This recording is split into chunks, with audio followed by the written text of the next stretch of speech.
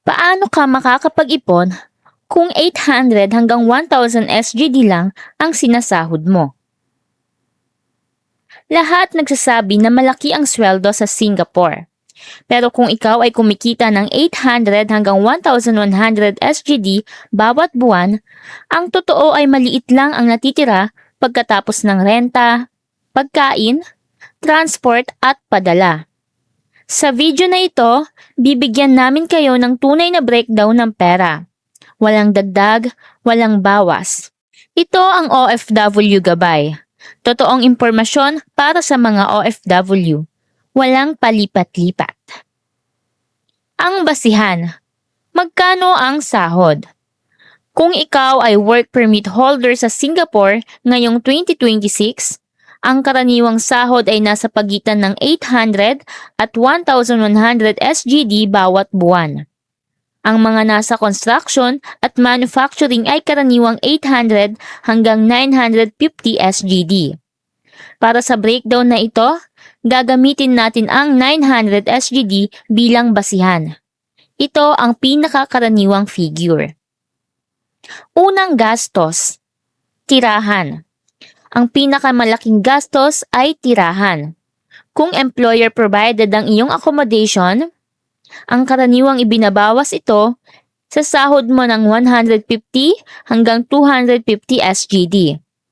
Kung nagrerenta ka ng sariling kwarto sa shared HDB, asahan mo ang 350 hanggang 500 SGD. Para sa breakdown na ito, gagamitin natin ang 200 SGD. Ang employer-provided na sitwasyon sa pinakakaraniwan para sa work permit holders. Pangalawang gastos, pagkain. Ang realistic na food budget ay 150 hanggang 200 SGD bawat buwan.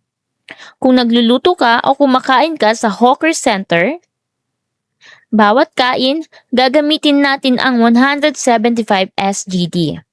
Ang pangatlong gastos, transport. Ang MRT at bus ay mga 80 hanggang 120 SGD bawat buwan. Kung malayo ang trabaho mo at may employer shuttle, maaaring mas mababa o libre. Gamitin natin ang 100 SGD. Pang-apat na gastos, padala. Karamihan sa mga OFW ay nagpapadala ng 200 hanggang 400 SGD sa Pilipinas bawat buwan. Hindi ito optional para sa karamihan. Ito ang dahilan kung bakit sila nandito. Kasama na ang transfer fee. Huwag umalis. Kung ito-total natin ang mga gastos na iyon, umaabot na tayo sa 785 SGD. Sa isang 900 SGD na sahod, 115 SGD na lang ang natitira.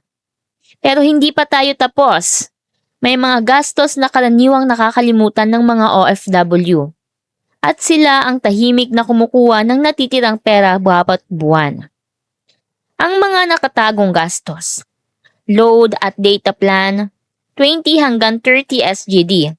Personal na gamit, toothbrush, shampoo, damit, 30 hanggang 50 SGD. Gamot at medical na hindi saklaw ng employer, 20 SGD. Minsanang kainan o libangan, 30 hanggang 50 SGD.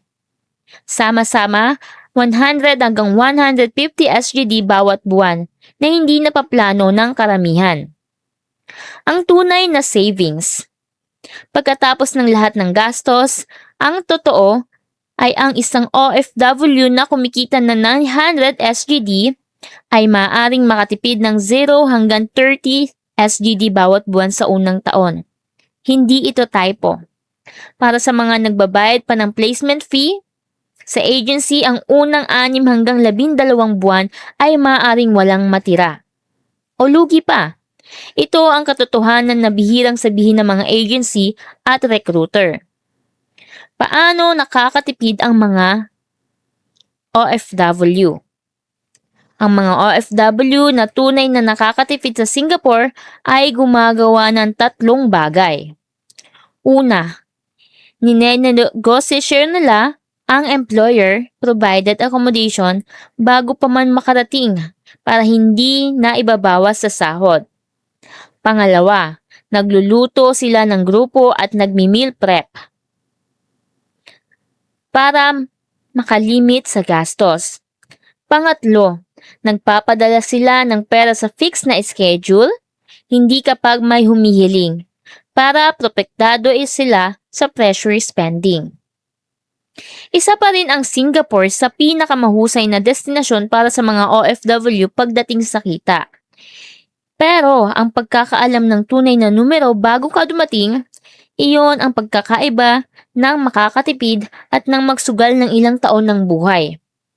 Mag-subscribe sa OFW Gabay. Sa susunod na video, pwede ka bang magpalit ng employer sa Singapore bilang work permit holder? At ito ang tunay na mga patakaran.